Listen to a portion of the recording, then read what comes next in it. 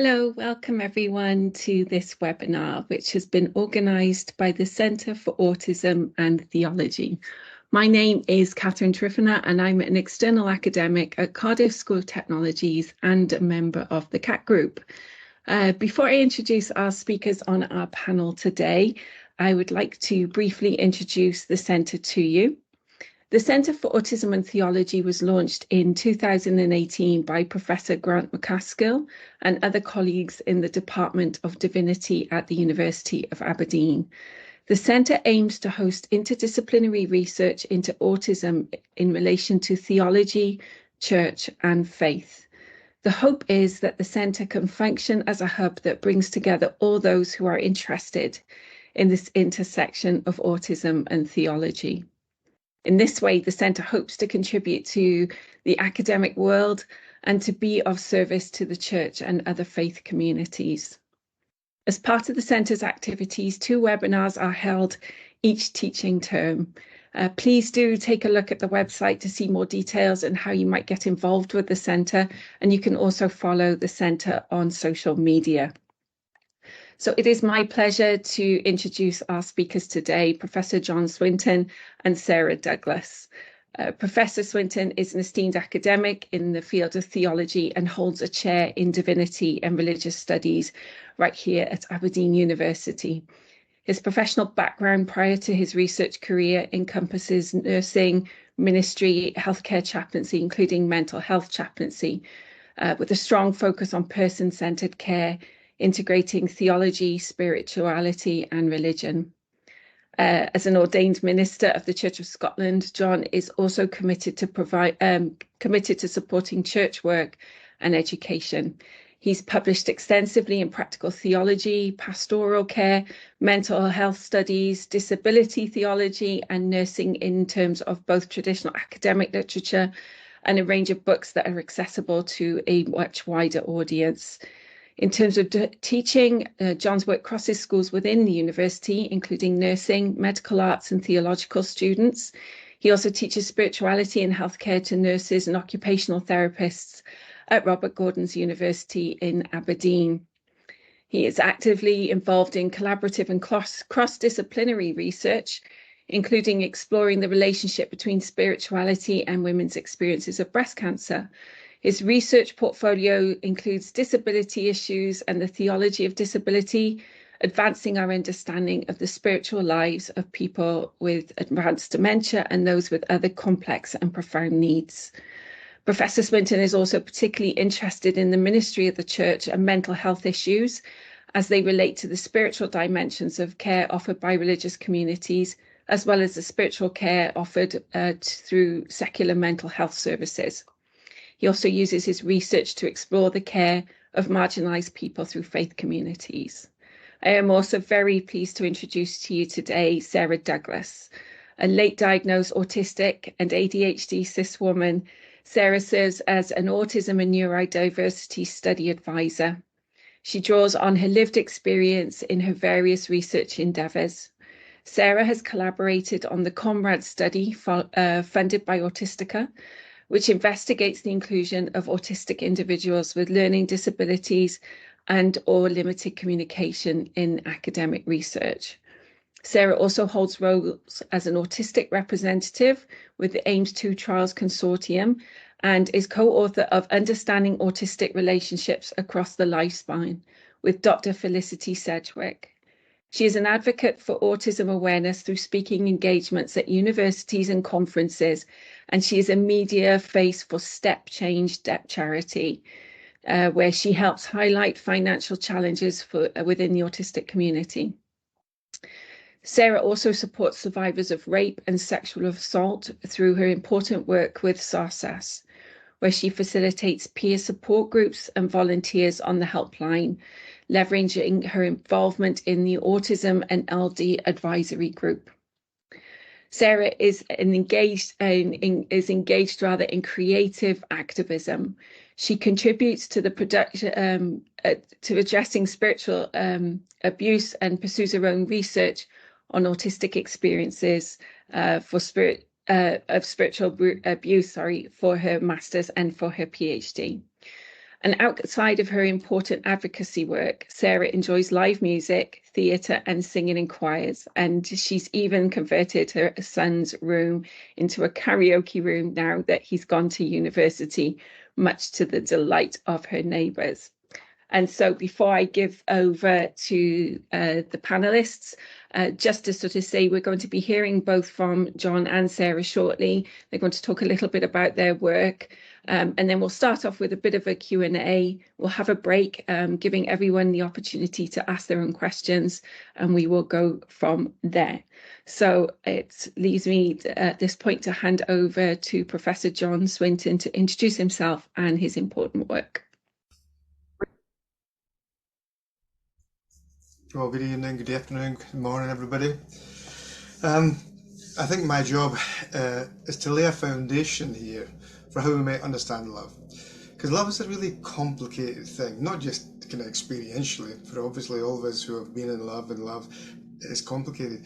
But it's one of these words that's used so much that it kind of loses its power. You know, we love our dogs, we love our family, we love our houses, we love hot dogs, we love cakes. So love becomes a very complex and difficult to tie down word. So I want to tease out some aspects around what love is and what it might look like. You know, central to the Christian tradition is a statement in 1 John 4:16 that God is love. Not that God loves, but God is love of God's very being. So the reason that Christians gather, the reason that Christians exist is because of the love of God. And indeed, the reason that human beings and creation exists is because of the love of God. But what do we mean when we talk about love? You know, Jesus, when he's asked what the sum of the law and the prophet says, he says, to love God, love your neighbour, love yourself. And it's a beautiful love commandment, you know, because all these things are interconnected. You love God and learn that you are loved and you love your neighbour.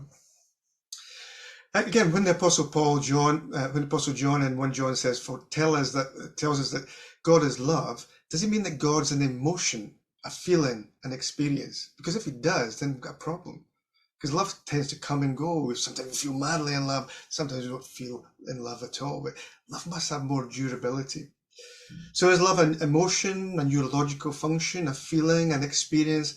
Is Jesus telling us that we should feel a certain way about God, about our neighbour, and about one another? And perhaps that's part of that, certainly. But that can't be all it is. Because we don't all feel that way all the time. Or might love be a much thicker and deeper than simply emotions and feelings? So what do you think about the thickness of love? One of the interesting developments, as you'll be aware of, is the way that neurobiology has become the theory of everything. So it's kind of assumed by many people that if you can just get into somebody's brain, you can discover why they have ethics, why they have morality, why they have spirituality, why they are the person they are, and even what love looks like in neurological terms. Is love in the brain? I'm not sure why there's two loves there, but there's two loves there. And I wanted to just explore the implications of that. It's not to say that the brain has got nothing to do with love, but if it's only a neural function, then we have some challenges. Really interesting book by an English philosopher who was a former gerontologist, care of the elderly, who wrote this book called Aping Mankind. He's a funny man, Raymond Tallis, but very sharp, very interesting. And he's really unhappy about the way that neurology is trying to explain everything, that all we are is our biology, all we are is our neurology. And he doesn't come to that as a religious person, he just comes to that as a philosopher who says it's just a bad way to think about it. And so in this book, Aping Mankind, he explores this as part of, he also explores the evolution, but he explores this idea of the reduction of everything to neurology. And he calls it neuromania. It's almost like a form of mental health challenge where all we can see is neurology and everything has to fit into our neurology. And we're almost manically trying to fit all our experiences into neurology. And he says neuromania comprises of this. Human consciousness is identical with neural activity in the human brain, the assumption is. I am my, you are your brain. So the brain explains everything, every aspect of awareness and behaviour. To understand human beings, you must peer into the intracranial darkness using the techniques of neuroscience. So you can see that everything about you is tied within your skull. And he says even then, something as deep and intimate as love becomes a neurological thing. And he's saying there the neurobiology of love is slightly off beam, but you see what he's trying to say. And so he takes that as an example, finding the secret of romantic love. And he says the way in which the experiments run in neurobiology for trying to find out what romantic love is, and bearing in mind it's Valentine's Day, you take an fMRI scan which scans the brain, and when something excites you, whatever that may be, parts of your brain light up. So if you like, I don't know, chocolate or dogs, part of your brain will go red. You'll notice it on that MRI scan. And so the way that it runs with trying to find out what romantic love is you show pictures of a loved one and see what parts of the brain light up. And then you show pictures of someone who you don't know or don't like and see how that runs there. So place the head of the subject, this is Raymond Tallis, place the head of the subject attached to the body in the fMRI scan. Record responses to pictures of the beloved and pictures of your friends. Subtract brain activity of the latter from the former. Repeat many times on many subjects. And then you understand, or so it's said, the nature of the neurobiology of love. And this is it. What then is romantic love? Love, romantic, is due to activity in a highly restricted area of the brain, in the medial insula and the anterior cingulate cortex, and subcortically in the caudate nucleus and the putamen, all bilaterally across both lobes of your brain. Now, put that in your Valentine's card for today and see what kind of response you get. Now, it's not that that's not what love is, because at a neurobiological level, that kind of probably is what romantic love looks like. But Tallis says that's not the way we experience it. Love requires lovers. We're never ever trapped just inside our own brains, but even for our own brains to function, neuroplasticity has taught us very clearly that we need other people for our own brains to love. And we don't love on our own, we need lovers. It's not simply a part of an organ, the brain. Love is not simply a property of an organism as a whole. It belongs to a self that relates to and is part of a community of minds. Now, in the Western world, we think that our mind is simply trapped inside here. But in other places, including within Scripture, the mind is open to the community. We've got the idea that we share in the mind of Christ, Paul talks about it, that somehow the things that go on in here actually belong to the community beyond ourselves. And Tallis wants to remind us that, yeah, that might be a good definition of the neurobiology of love, but there's more to it. So neurology is necessary, but not sufficient for understanding love. Other people have begun to explore different ways of thinking about love, one being the biological construction of love. So my former colleague here at Aberdeen University, Dr. David Hay, was a zoologist, and he worked with me in the Centre for Spirituality, Health and Disability. And his hypothesis was that human beings are hardwired for religious and spiritual experience for evolutionary purposes. And the way that he experimented to try to make the case with that was that he thought, well, if it's the case that human beings are hardwired for spiritual experiences, including relationships and love, then where will you find it? You'll find it in children.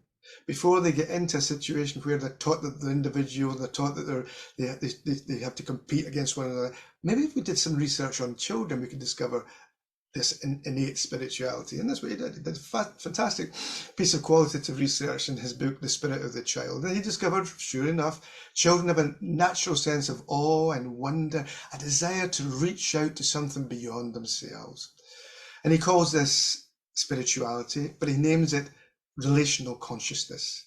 The idea that we are just always dying to reach out and relate to something beyond ourselves. Be that God, be that other people, be that nature, he says. And somehow in there, that is that innate desire to relate, to reach out and to love. But of course, that way of thinking is very powerful and important, but not everybody feels that way. Not everybody expresses their relationships in that way, in that warm outreach way. So there's a kind of romanticism in there that can be tricky. Likewise, if we turn to theology, we get the same thing, or something similar, the romantic construction of love. You know, one of the places that we go to think about human relationality is the Trinity. You know, that beautiful picture you have of, as Paul Fiddes puts it, of a relational dance where the members of the Trinity are constantly in motion, constantly dancing, constantly relating, that beautiful movement of perichoresis. However, and then we assume, well, as creatures made in the image of God, this is the way that we should live. However, Karen Kilby, systematic theologian from Durham, she points out that actually the Trinity is meant to tell you something about God. It's a theology. It's not an anthropology or an ecclesiology. It's a theology. So it tells us some things about God, but it doesn't necessarily tell us everything about the kinds of community that we have and everything that goes beyond that. In order for you to find the kind of community that's represented by the Trinity as you understand it, you need to take a social theory to the Trinity, and then, surprise, surprise, you'll see it. In other words, you project your ideal of community and relationship and personhood and love onto the Trinity and then try to live it out. And there's something important about that, because again, if you have a romantic understanding of the Trinity that doesn't take cognizance of the diversity of experiences and emotional and relational experiences, then you will project onto that. But more than that, you'll project backwards onto people who don't relate in the way that you think they should and assume them to be abnormal. So Paul Fiddes described the Trinity in this way. He says, it's like a dance, but think about that. That idea of a relational dance doesn't take into cognizance what a dance might look like if one or both of the partners didn't want to make eye contact, didn't want to touch with the other, and show no obvious awareness of feeling of being in communion. What kind of a dance would that be? It could be equally as beautiful, but it's not the one that springs to mind. So assuming, my head's in the way here, assuming we accept the premise that people with severe autism are indeed fully human, as an example, what might an image of the Trinity look like that took seriously this form of human experience? And I give that to you as a theological challenge. What would that look like to take that kind of experience into consideration in our constructing God?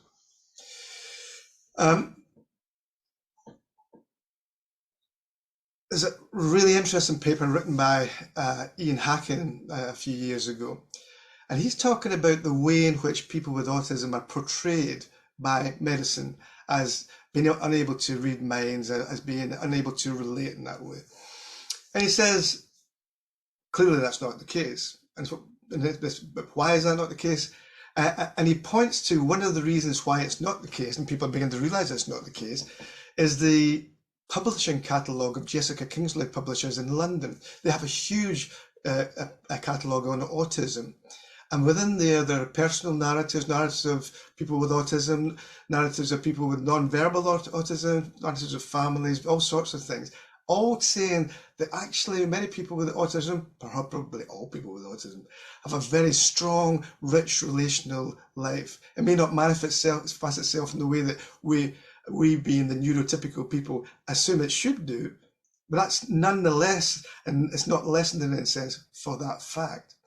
And so our understanding of autism, and love and relationship is being transformed, not by new ideas that come from medicine, but by listening to people's stories, by listening to the lived experience. And Jessica Kingsley is one example of where people have gone to find that, and they discover this richness of life that is overlooked if we don't listen carefully to people's stories. So there's something very beautiful about that actually the things that we read and the things that we allow our imagination to expand, we discover new things about ourselves, about people living with autism, and about the way the world is, and ultimately about who God is. So the question I want you just to have in mind is, might neurodiversity indicate that love is also neurodiverse? that there's not like a single thing called love, like romantic love, but actually there's people experience love in a variety of diverse and different ways. And when we listen to these different voices, our understanding of love is expanded and thickened. We become thick lovers in that sense. And our understanding of God ultimately becomes thicker, and the love of God becomes thicker as we begin to look at how love is understood, experienced, and worked out in a diversity of context. This is my friend James, and James gave me permission to share his story and a little bit of video with us. James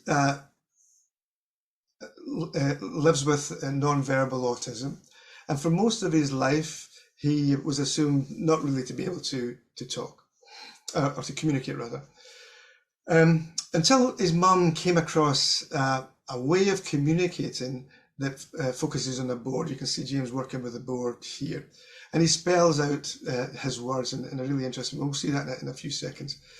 And when this board began to click into action, his mum discovered that underneath there, underneath what people assumed, James had a rich life of spirituality, a rich life of relationships, and deep frustration but not being able to communicate with that. But the things that people assumed they saw were actually deceiving. And he gave me permission to share a little bit of a video that he gave me.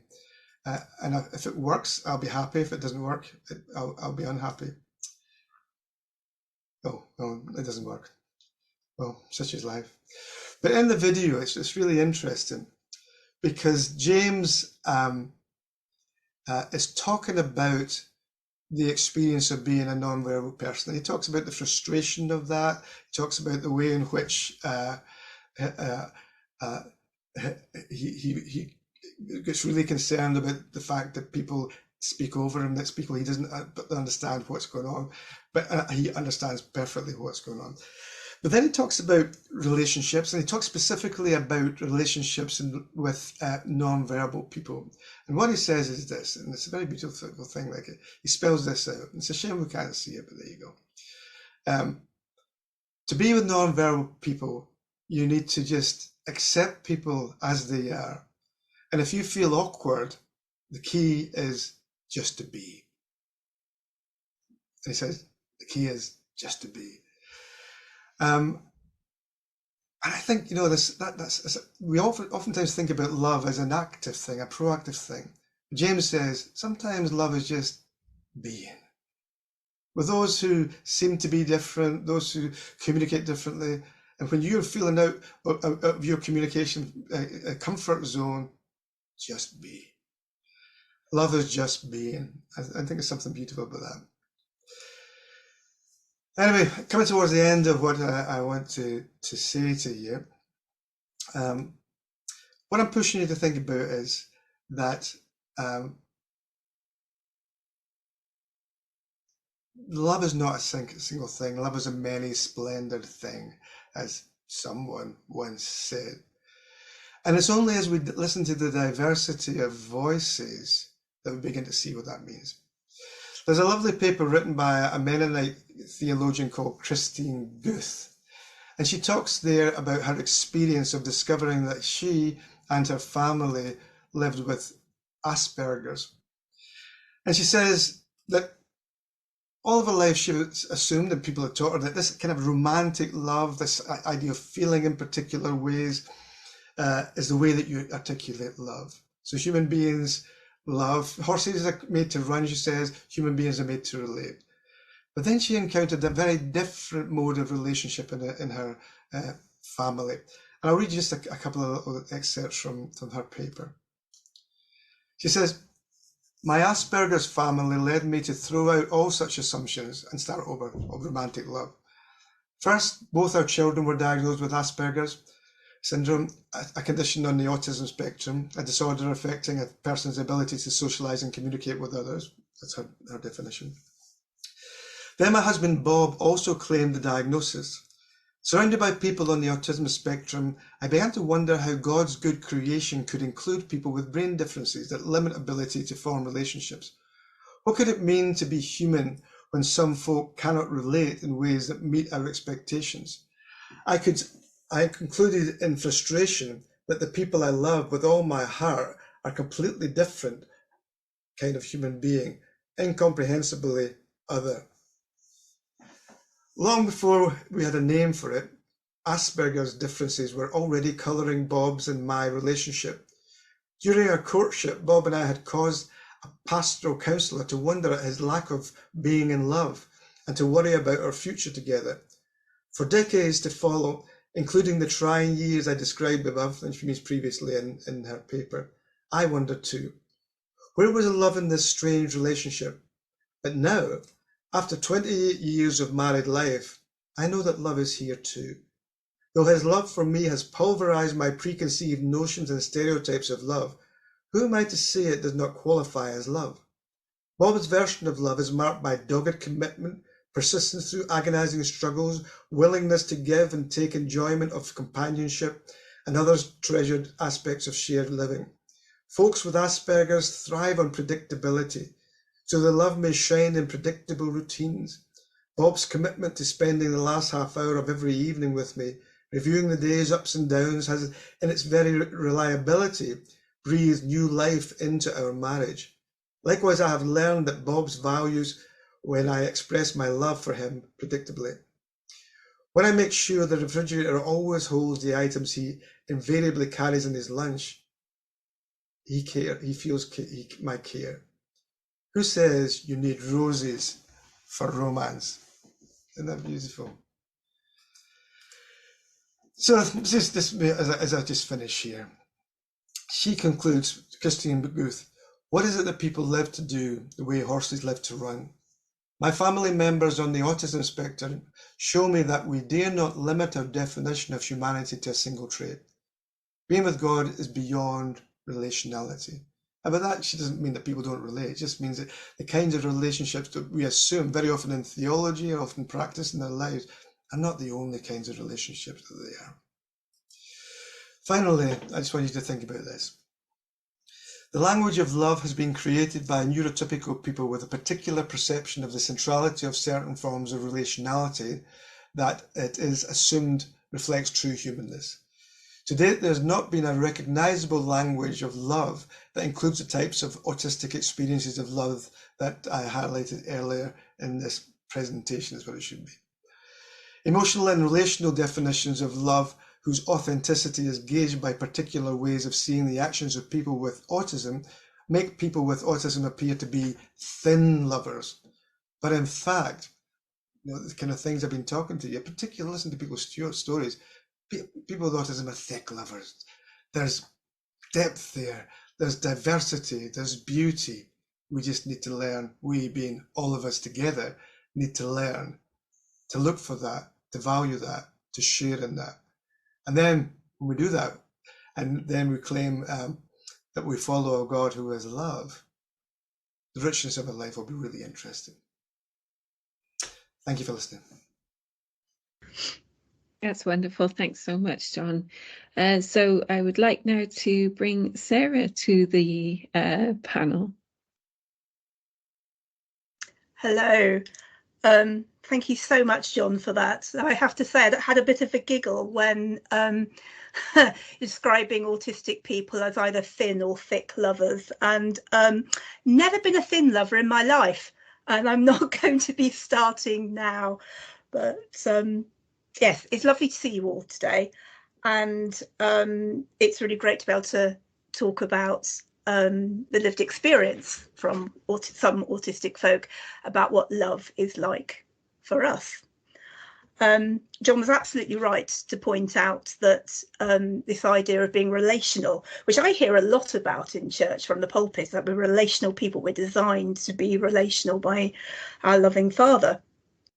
But it is usually framed in neuronormative sort of like ideas of what love and relationality is. So you could write a book about this, which oddly enough is what Dr. Felicity Sedgwick and I did last year. And it was on Valentine's Day last year in 2023 that we did we launched the sort of like the announcement that the book was coming out in April. I think the extent of our media advertising was a few sort of like half-hearted tweets about it, but it is a year to today, year to that day that word got out that this book, Understanding Autistic Relationships Across the Lifespan, was on its way. So the book itself, it talks about relationships from cradle to grave, actually, and of course that includes romantic sexual relationships. So what we did is we combined most, if not all, the research data on autistic relationships with lived experience at the different life stages, and combined that with my experiences as well. And we ended up interviewing over nearly 30 autistic folk of all ages across the lifespan for us. When I presented Felicity with all this data, she just had a fit, because it was it's like apparently we had enough data for about 2 or 3 PhDs. I'm a bit of a novice with all this myself, so it was quite a lot of hard work sort of coding and sorting it all out, but we had some incredibly rich data, which was just so it was incredibly moving. It was incredibly moving, and it was a huge privilege for all these lovely folk to share their lives with us. And what we were really keen to do was to amplify the voices and experiences of members of the autistic community who do not get heard very much in autism research or advocacy. So I'm talking cis women, girls, the LGBTQIA community, folk who are gender fluid or non-binary, people of colour, folk who are non-speaking and communicate in ways other than speech. Folk had additional learning disabilities or differences, and also people who are older. So we really did get a huge amount of lived experience information. We also wanted to emphasise first-hand narratives rather than asking carers, family members, etc. In order to respect autistic autonomy and reduce sort of like, I don't know, get stuff like hermeneutical and testimonial injustice, and to get as accurate a reflection as possible of autistic relational lives. We found when we did the coding that there are a lot of shared patterns that came out in this, and they often challenged existing stereotypes about autistic people. So things like we don't feel emotion, we don't have feelings, we're cold, aloof, not wanting friendships or other relationships, or they were happier being alone. We found that this was really not the case. Autistic people wanted and had lots of different relationships across the lifespan and different varieties of relationship. We found lots of positive sibling, early carers relationships, as well as difficult ones, and the same for childhood friendships, teen friendships, dating, adult relationships, finding community, that sort of thing. We also found that sort of like older ideas of how people see autism, like theory of mind, were not as representative of the folk that we interviewed. Theory of mind, obviously, as you know, understanding that others have their own thoughts, motivations. We found that generally wasn't an issue in the relationships of the folk that we interviewed. And actually, in fact, that theory, quite a few of our interviewees felt had caused a lot of harm and a lot of damage. So, for example, there are a lot of tropes about us being lacking in empathy, warmth, that we're unfeeling, and that was, there was quite a lot of strong emotion around this negativity that society often feels that autistic people are like, and a lot of us are very deeply empathic and care very much about our fellow humans. What we did find, which was more representative of how our autistic interviewees felt, was that Damien Milton's theory of double empathy resonated far more greatly with a lot of the folk we were talking to. So the idea that sort of like being misunderstood was far more important, and this idea that there's like a two-way street of communicate or miscommunication and misunderstanding and mismatch between folk of different neurotypes was far more prevalent in people's sort of like experience. It's also, I mean, I personally like this theory. I know it's not without its critics, but it's sort of what I really like about it is like it doesn't blame a neuro minority for getting stuff wrong. And it kind of like it sort of bats it back to sort of like a middle ground, so that we should be meeting people halfway and working out our communication differences. We also found that grief, love, happiness, loneliness, the joy of relationships, all of human experience were experienced by autistic people as well, even though we may express them and experience them in a variety of ways, which are not necessarily neuronormative. So getting on to, as it's Valentine's Day, the more sort of romantic end of things, we found that there are a lot of successful experiences of dating, longer term relationships, short term relationships. I've been married, how long have I been married for? Nearly 28 years. He's a very lucky man, obviously. And I'd like to give you a quote from the book, actually, from one of our trans contributors, which is really lovely. And he says, when meeting his partner, everything just seemed to fit. Not just the whole being with somebody or dating somebody. It was really easy. And I thought, am I doing something wrong here? This is just too easy. It should be difficult, or arguments, discussion, and who wants to go out on a Friday night? It should be the point where I have to say, I'll just put what I want on the back burner. But none of that happened. And I just think that is so encouraging. And this particular person was talking about their long-term relationship with their partner, who's also trans and also neurodivergent. And so, that really fits with Damien's theory of double empathy, that some two folk who are similar neurotypes may kind of get each other better. But we also found that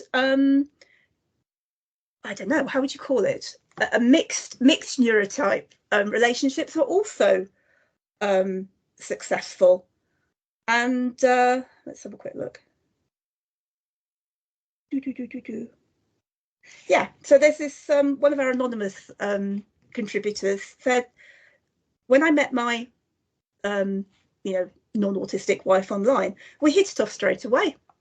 I would say that there are aspects of her which I think are very autistic. Like, she's very honest, she doesn't like lying, she doesn't like people who do lie, she's direct with me, she's quite blunt about things, and she doesn't hide things.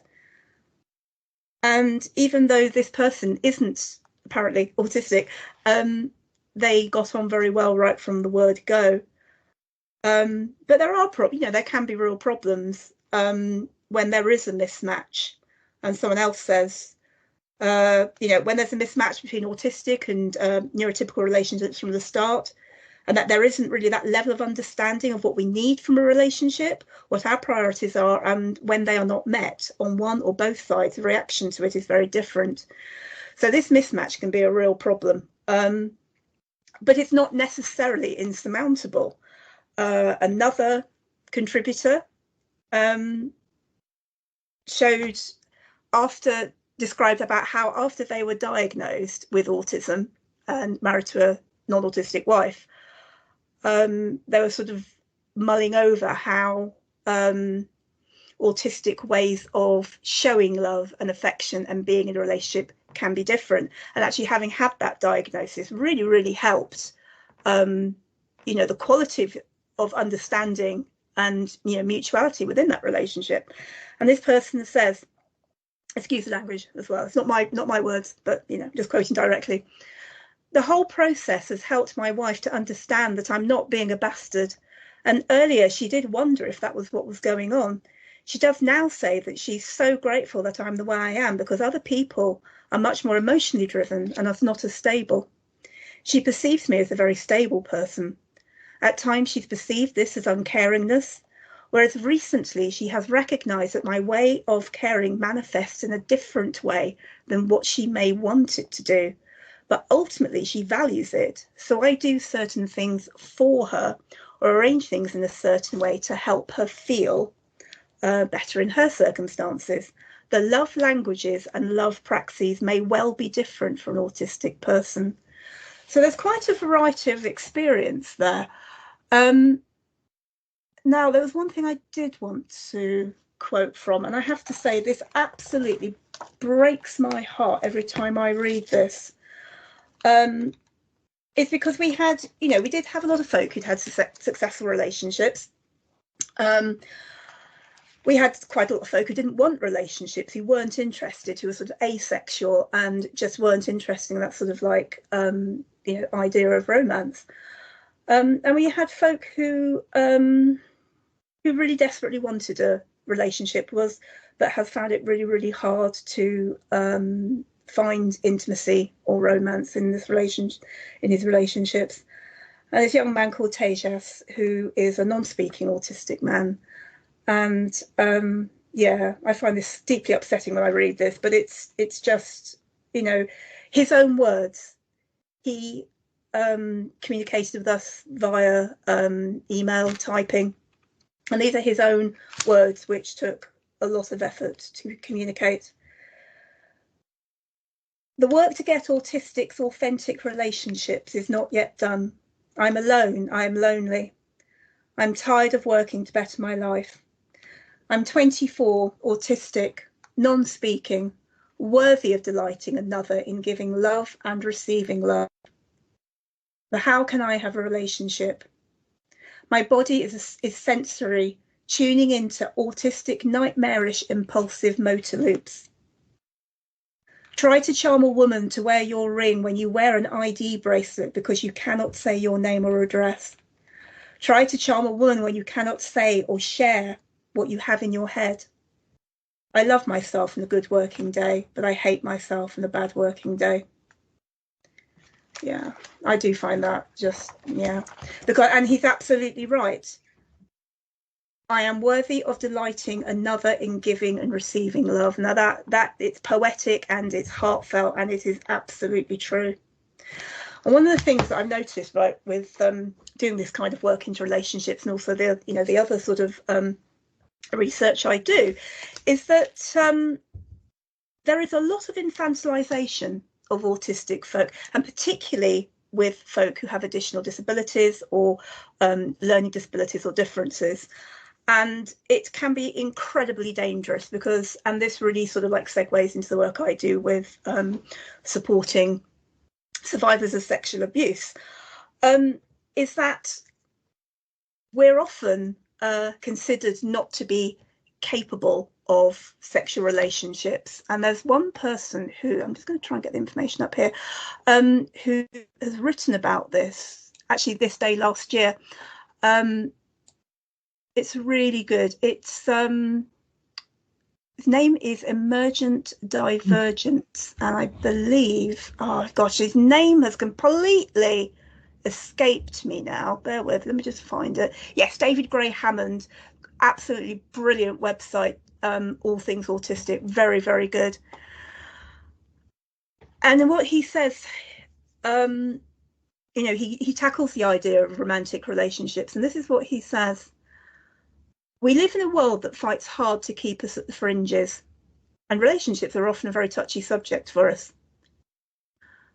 Autistic people are not perpetual children. We do become autistic adults, and we engage in adult relationships. You might think that this is all that needs to be said, but actually there is a deeper conversation to be had about the infantilization of our community and how this impacts our growing culture. And it's very true. It really does impact, and it really does impact in terms of how autistic people are supporting autistic people who've experienced terrible experiences with relationships and intimate partner violence. Is if they report or try and explain what's happened, it's not believed. That we're often not believed when these terrible things happen. That has a massive knock-on effect as to how someone can be supported after experiencing sexual abuse or rape. Something else he goes on to say, we are treated as though we are childlike, and at times though we aren't even human. And this is really important, is that there is this real sense of deficit dehumanization in a lot of the autistic narrative, which absolutely needs to change. And he says here, I have genuinely heard people say that having sex with an autistic adult should be criminalized, which is utterly shocking. And it is also assumed that we lack the capacity to make these sorts of choices for ourselves. So, it is society's attitudes towards autistic and, widening it out for disabled folk in relationships. It can be very, very challenging. And that brings me on to sort of like more, negative sides of autistic relationships. Now, with the folk that we interviewed, and also from my own experiences, we found that toxic relationships, intimate partner relationships, are very, very common. Obviously, there's a lot of bullying from an early age, mate crime, adverse childhood experiences. But when it came to adult relationships and sex and sexual assault, the figures are off the scale. And I hope this is okay to talk about this, because it needs to be talked about, but the figures are appalling. I can't find the page now, sorry, bear with. Right, I do know what's in this book. I did write some of it, So, yes, intimate partner abuse, here we go. Okay. So quite recently in the general population, there was a report which said that 100% of women basically had experienced harassment of some description.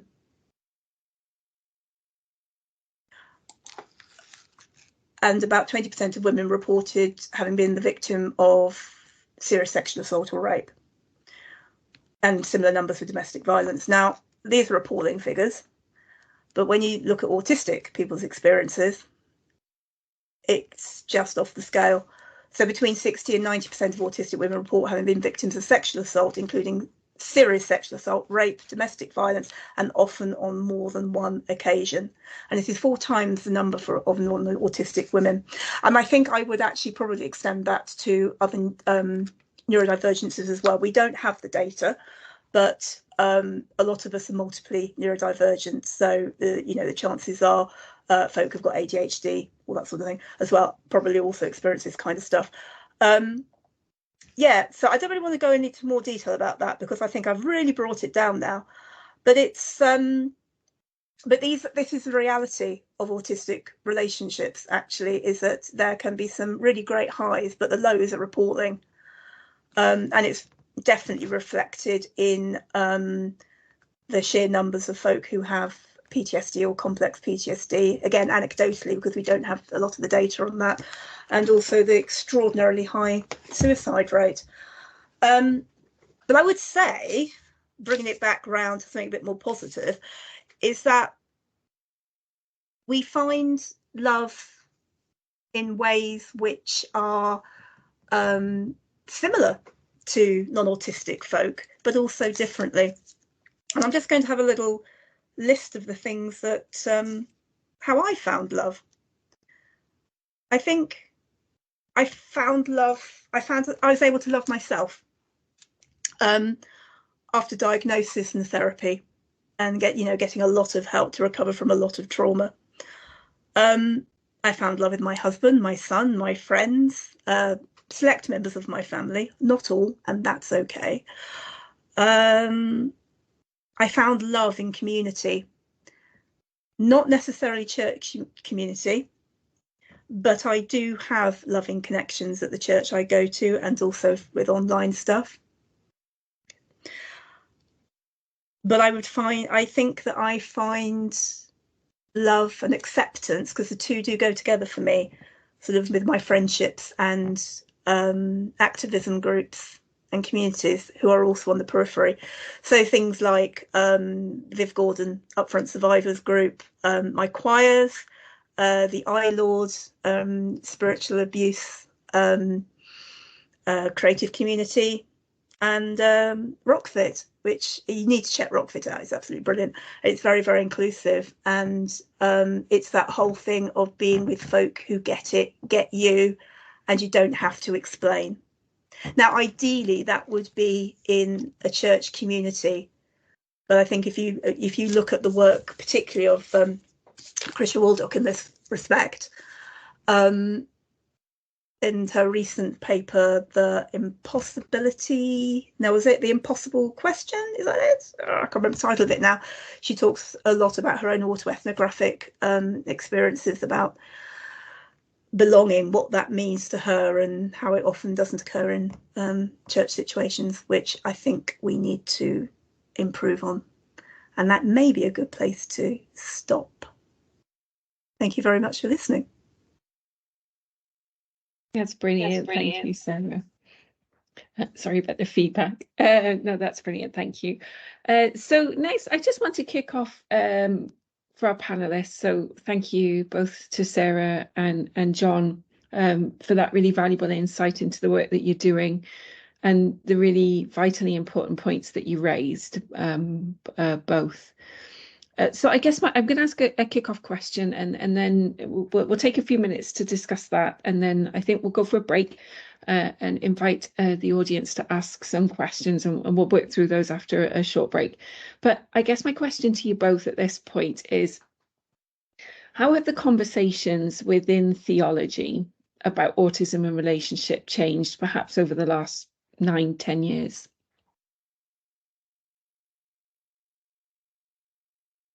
And John, I'll start off with you. Well, I think that the conversation within the theology of disability across the board, including autism, has changed in significant ways. When these kinds of conversations began, the primary focus was on liberation theology, social justice, all of which are and remain very important. But now what I'm seeing is people beginning to move beyond, not beyond that, but beginning to expand that way of thinking into other ways of thinking about theology. So I've noticed a number of systematic theologians or people who are trained in systematic theology beginning to explore disability in relation to doctrine, in relation to the broader context of the church. And also the history of the church, which has been very interesting developments. So I think that's probably one of the important movements. Because that means that the theology of disability, the theology of autism, is moving into a mainstream context. So it's no longer simply a specialist. It's some people who may be interested in these kind of things, and it's now being seen to be central to the way in which we think about doctrine and construct doctrine. And particularly around areas like theological anthropology. And I think, this conversation we've been having on love brings out some of the significance of that, because if you are worshipping a God who is love, and if love is as diverse as Sarah suggests, and I've been pointing towards, then that's quite a radical way of rethinking our understanding of who God is and what it means to be made in the image of God. So I see these kinds of movements as being creative, constructive. The liberated dimension is still very important. Social justice is still very important. And so it's not that we're moving beyond that, but we are expanding in different ways. And by becoming more mainstream, I think it becomes more powerful. Brilliant. Thank you for that, Sarah. I would love to hear your views from your Very perspective. glad John to sort of answer the theology questions here, because I feel a bit of a fraud here. Not at all. No, yeah, I mean, it's great. Yeah, things are changing. And I think in terms of sort of like within the church, however you want to, define it, there is more understanding. And there's more organisations that really are neuroaffirmative. So I'm thinking like things like Inclusive Church. I know from the work that sort of I'm involved in this as well, the Bristol Diocesan Disability Advisory Group. We do quite a lot of, we try to do quite a lot of stuff with that. We had a conference recently at the Cathedral in Bristol, and a colleague and I did a presentation on neurodiversity. But I would say it's going to take a lot of work to challenge old anthropological ideas that autistic and theological ideas that autistic people are broken results of the fall, and that we are not fully human. I had a very interesting, shall we say, conversation in the because I'm doing research into spiritual abuse from an autistic perspective, and my background when I was a teenager was I was a member of a strict Brethren church. And as a result, I've sort of like got involved with a few sort of different flavors, shall we say, of Brethren Facebook groups. And there's this one particular group, I'm not going to name names because that's not right or anything like that, but I was advised to do my research on autism by this particular person, because autism was, is caused by vaccines and indeed intestinal worms, and that the whole tone of the conversation was that I wasn't fully human because I was autistic. And it takes you back to that place of not belonging, not being loved, and being judged. So I would say there's still an awful lot of work to do myself. Brilliant. I got her banned, so that's great. Thank you, Sarah. There's a lot of this kind of conversation still out there. Oh, I'm so sorry. Oh, I'll pray for you. I don't think so. But you know what I mean? It's that sort of like there is still this perception that autistic people, neurodivergent people, are somehow broken and not fully functional as human beings. Thank you. Thank you both. So on that note, we will take a short break of about 5 minutes. Please feel free to post up your questions in the Q&A function that you should have access to, and we will be asking the panelists those questions as anonymously as possible. So do post away. I believe we've already had quite a few questions come up, so that's really encouraging to see. So it is 17:27 according to my clock.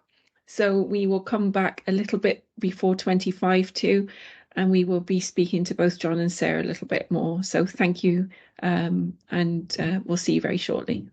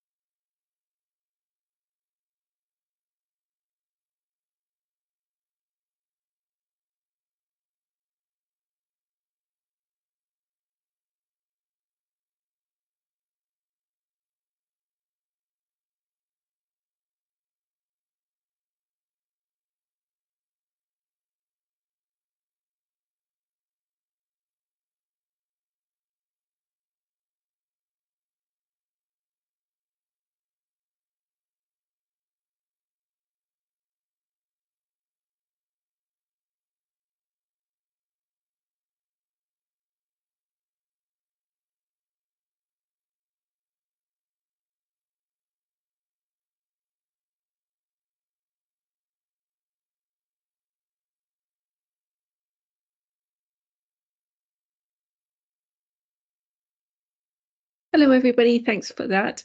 So we've had a number of questions. So I'm going to start off because we've got about half an hour just under to get quite a number of questions to our panelists, both John and Sarah. So I'm going to start off with a question. John mentioned that love is neurodiverse and that our definition of love has been dominated by a neurotypical lens. I'm wondering how one would formulate a definition of love that is not exclusive to neurotypicality, but is neurodiverse. John, I don't know if you want to speak to that one first off. Well, I don't want to speak to it in the sense that I think that's something that we need to think about and do together. It's not something that I, as an academic, to turn around and say, well, this is a definition of neurotypical love, because that would just be a different way of formulating the problem that we already have, that you have a neurotypical definition. But I sense that, these kind of conversations are really important. And the only way in which we can understand that, it was interesting. Sarah talked a lot about the nature of humanness and the way in which people very often dehumanize one another. I always remember John Hull, a very interesting practical theologian who lived with, who became blind in his early 50s.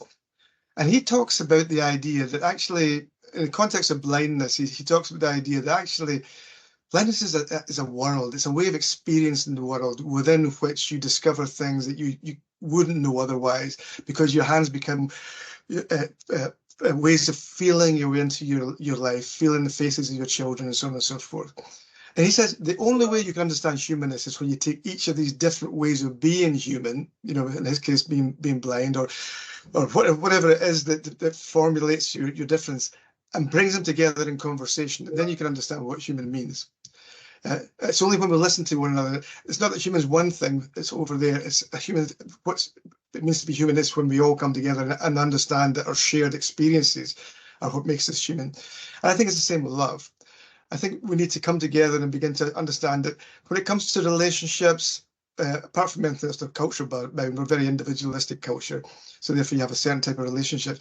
But it's only when we take seriously the way that different people encounter and experience the relationships and formulate their ideas of love that we can begin to understand a passage like, God is love. Otherwise, all we do is project our own understandings onto that. So I think beginning a conversation like this is the beginning point for answering that question, which I think is a very important question. Thanks, John. And I know you can't necessarily see this, but I could see Sarah nodding her head along to John's answer, but I'll just bring you in, Sarah, at this point. Yeah, I'm not sure if it's possible to, it's not possible to have like a straightforward definition. We're not, autistic people, neurodivergent people are not a monolith, and neither are other neurotypes. So it's very difficult, I think, to actually have a what is love kind of, soundbite or descriptive, really. I think it's really important, if there was a definition, it would for autistic folk, it would absolutely have to include the relational experiences of the LGBTQIA community, and other, research into other expressions of love, which are deemed to be more sort of maybe not necessarily subculture, but sort of not sort of like part of the main sort of like culture of relationships. And then Amy Pearson and her team have brought out last year a paper on autism and kink, which is a very interesting read. And because it links sort of like that sort of sexual experience and enjoyment with sort of like the sensory profiles of autistic people. So I'm not sure how you would get a theology out of that myself, but when it comes to talking about relationships and love, there are things that do need to be included that maybe people may not feel comfortable about, but actually are really important for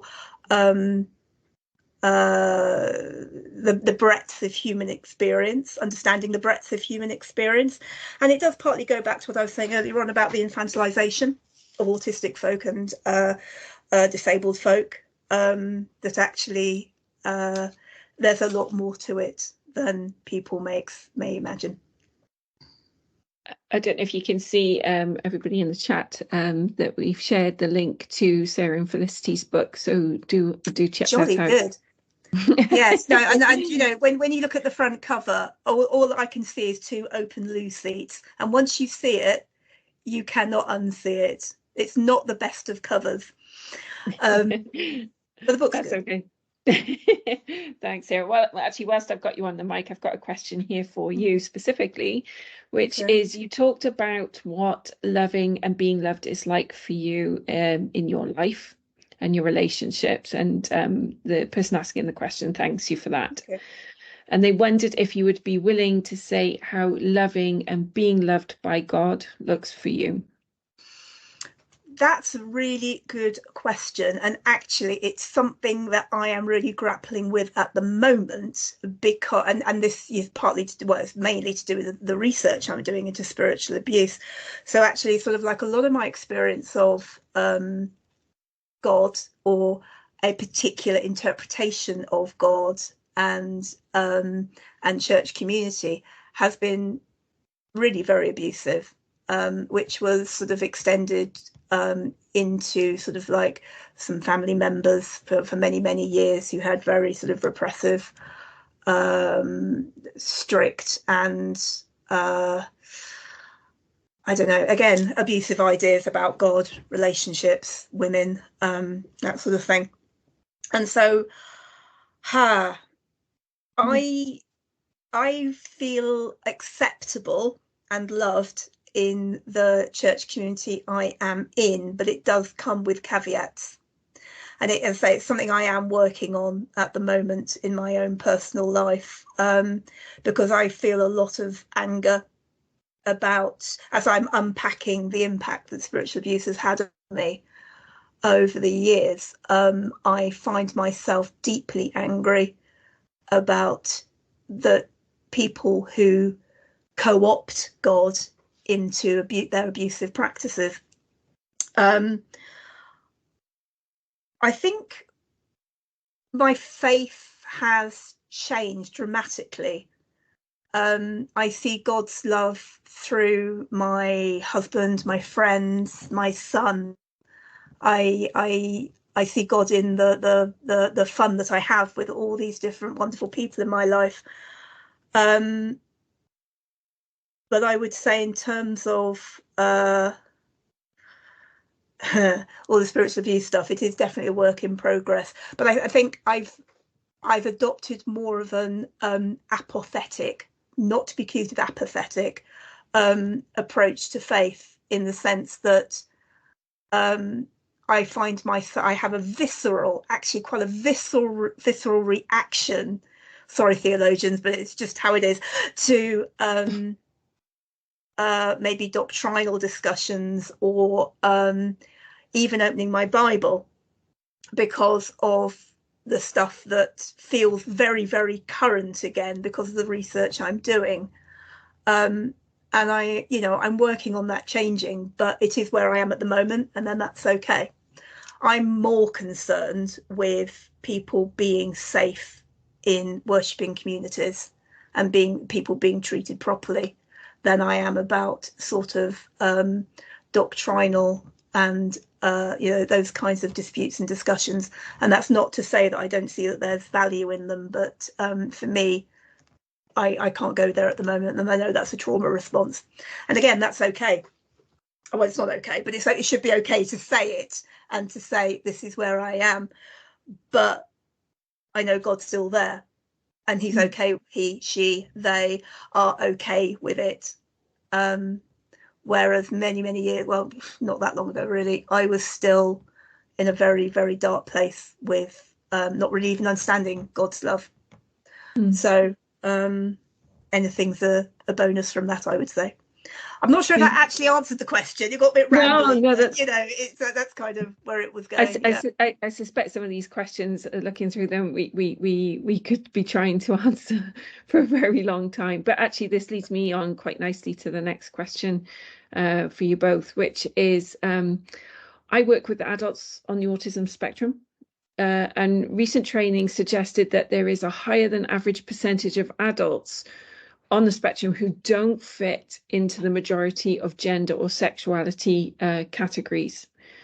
Do churches need to be better about accepting the diversity of human sexuality? Can I just pop in there, John? I mean, all I need to say to that is 100%.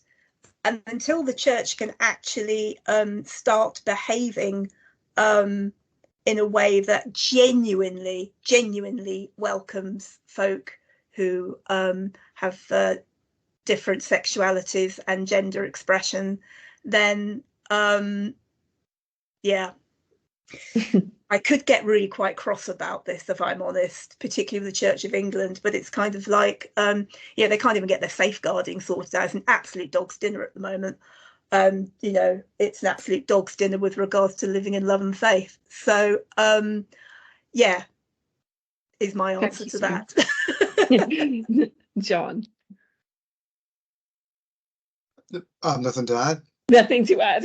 No, that's brilliant. Okay, well, actually, that's in some ways that gives me a bit of time, because I've just seen one question on here that I'm going to rather selfishly make sure we ask, because it's something I've been pondering myself recently. So, which is, without trying to claim that being autistic is superior to being neurotypical, is it legitimate to say that autistic people are often more emotionally intelligent because we have had to learn how to process or evaluate the emotional and affective aspects of relationships intelligently, rather than just reacting instinctively, as part of our experience of navigating a world that is dominated by the neurotypical? Wow, that's a great question. Sorry, John, I've just jumped in there. I'm so sorry. Would you like to go first? No, please jump away. You're much more knowledgeable than I am. No, don't assume that. Don't assume that. We're all experts in our experience. And my experience is not the same as a lot of other autistic people's experiences. You know, you can only speak for yourself, can't you? Right. What was the question again? It was so I think I'm running out right now. That's okay, Sarah. I think to sum it up, it was basically that without claiming that one is more superior than the other, this claim that perhaps many autistic people are more emotionally intelligent because they have had to, I suppose, learn how to process and evaluate emotional affective aspects of relationships rather than just reacting instinctively. Great question, because I think, yes, sort of. I think, right, I'm thinking of my own church experience actually with this, right? So bear with. I've noticed that I'm quite self-aware now because of the therapy and the support that I have had. I'm also a trained counsellor up to like level 4. So, and you learn a lot of stuff in that to become more self-aware, and sort of all the stuff I'm involved in is you have to be self-reflective. You have to be self-reflective practitioners in order to be able to do that kind of work. So I think if you know yourself, and that goes across neurotypes, right? If you know yourself, you are by definition more emotionally intelligent and more aware. And that I find that deeply irritating when I'm with other autistic people who am I allowed to swear? Who are behaving like, and I always feel like I have to go to the default of being the one that is the peacekeeper and the one who's reasonable, rather than actually responding, as you say, in a more sort of reactionary way. And I've noticed that with other neurotypes I'm with as well. So I think, I'm not sure. Yeah, I know what you mean about the superiority thing. I don't like the whole thing about superiority because it's like it can segue into Aspie supremacy, and I don't like that at all. But one thing I would say is that actually I think a lot of it is actually, yes, there's emotional intelligence, but I also think there are trauma responses. So things like empathy can be a trauma response. So for example, if you're someone who's experienced trauma and you're in the room, and let's face it, most autistic, I don't know any autistic people who haven't either got PTSD or CPTSD. It just is. If you're in a room and you are automatically scanning, because that's what you do when you're hyper vigilant, you can really fall into the trap of making sure other people's needs happen before your own, that you are over empathic for other people's needs because it is a way of keeping you safe. So I think that really impacts on how we respond socially and emotionally. And also there's the whole kit and caboodle about masking as well, which again, trauma responses and ways of hiding our autistic being. So again, that's very rambly. And I'm not sure if this answers the question. No, that's perfect. But actually, what I'm going to do is I'm going to ask this question. Okay, so how can churches and faith communities have constructive conversations about love and the diverse ways that love is communicated? I'll start off with John. Well, I think, one of the beginning points, we could just have a conversation around what we mean when we talk about that term, because love, like a lot of terms, like depression is another term that we use it so frequently that it actually loses its meaning and power. And for me as a Christian, when I look to the love that God shows, and I look to the love that Jesus shows in his life, and the alternative ways in which he frames what is good, what is bad, who is strong, how is powerful, then that's a beginning point for a very radical understanding of what love is. And so my general sense would be we need to take Jesus more seriously in relation to love. But I think having that kind of conversation in the light of some of the things we've been talking about today, then with the question, not only what is love, but what does love look like? Because I think there's a close connection between what you believe and what you do, your doctrine and your practice. These two things are inextricable. Everybody has a theoretical framework they speak out of that. And so asking the question of what love looks like, I think it's a really interesting way of thinking. Well, in your congregation, what does love look like? And have a conversation around that. You could do that in your prayer group. You could do that in your Bible study group. You could do that in a special study of love, and just get that conversation going. Because I think when you're talking about practice in that sense, what it looks like in that sense, and do people see Jesus in you when they look at you, then that puts people in a difficult position because you have to ask awkward questions. But the outcome may be creative and constructive. So I think beginning to open up that conversation and preaching, teaching, and being together. Thank you, John. Sarah? Can't disagree with any of that, frankly. What I would add is I think that we have to stop the pearl clutching judgment and stereotyping and actually listen to people's experiences.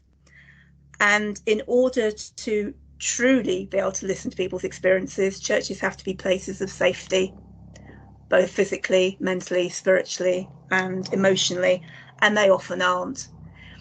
I do hear from the pulpit quite a lot the importance of being vulnerable, because it models sort of like vulnerability for other people. But in practice, it's very difficult to do when you know that there are people in that congregation who have very fixed ideas on X, Y, and Z, and people are not going to want to be vulnerable in those kinds of situations. And it's very, very difficult. I understand it's very difficult. Something I read about the other day, which is something that any community could adopt, really, is this wonderful idea from Denmark of I think it's called people libraries, where instead of borrowing a book, you borrow a person and you sit down with them for 30 minutes and you have so you borrow a person to talk about a particular topic. So instead of having a book at a topic, you have a person on the topic, and you talk about that topic with that, you know, from that person's experience, that lived experience. And the idea is to really listen and engage with that person's experience. Mm. And I think that is such a simple yet wonderful way of encouraging genuine attentive listening and empathy and understanding. So yeah, thanks, Sarah. Yeah, I recently saw a video on the very same thing. Really inspiring. It's great, isn't it? It is great. Okay, so a question you know, that actually came to my mind as well when you were talking earlier, Sarah. Are there any trends in relationships with autistic people? And I think actually the thing that you were saying earlier sort of was a message of hope, really. But I think the question is, are there any trends in relationships with autistic people, both an autistic partner or not, that break down? Because I think we've probably all seen these scary stats around autistic relationships, and just wondering, you know, what you think the understanding is now in terms of autistic people and relationships and non-autistic people.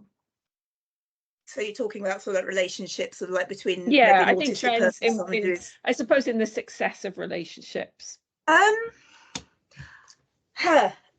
All relationships, right? Okay, so what I'm going to go from is my experience of sort of like doing my level 4 counselling training and relating that to empathy. Now, nobody, right? So the stereotypical ideas of autism and empathy is that we don't have any of it. Utter nonsense. But that is the stereotype. But the reality is when you're in a relational situation, nobody can read another person's mind. Nobody, irrespective of neurotypes. So one of the things is absolutely drilled into you in counselling training, particularly person-centred counselling training, is that empathy is like any other counselling skill, is a skill that can be learned, developed and nurtured. And which is why there is so much emphasis on sort of like the 3 core parts to person-centered counselling, and empathy is one of those core things. And when you're in the counselling relationship, you are attentively listening, you are reflecting back what your client has said to you, in order to encourage trust and also understanding of what that person has said. So you're seeking clarification. So that there's that to and fro within that, you know, that counselling relationship to, you know, encourage the flow of empathy, understanding. And so that person really feels held, listened to and understood. Now that's the same for any relationship, irrespective of neurotype.